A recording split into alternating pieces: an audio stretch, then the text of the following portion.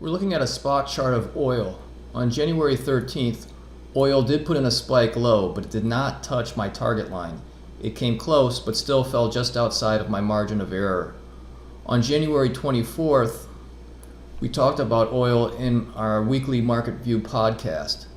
Given the gap that still existed between the oil price and the target line, I remained hesitant about whether oil had actually bottomed. The following clip comes shortly after the 40-minute mark. So another one is oil, of course. Everybody's talking about oil. Everybody's trying to catch the falling knife, so to speak, and try to find the bottom in oil. I know your work shows something interesting. I have my own take on it, but do you mind sharing what that is? Not at all.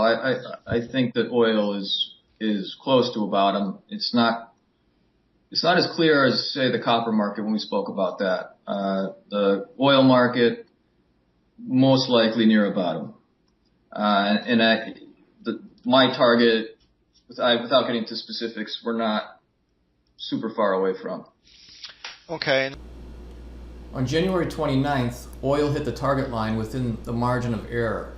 And during the following podcast on January 31st, I stated that oil had bottomed in my view. The following clip comes just before the 13-minute mark. You mentioned crude, spike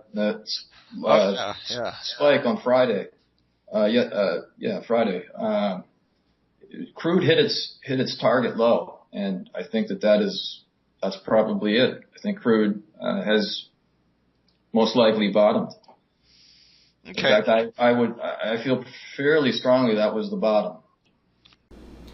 We ultimately decided to play the bottom in oil by buying solar stocks, which nearly doubled the gain of oil itself over the following 10 weeks.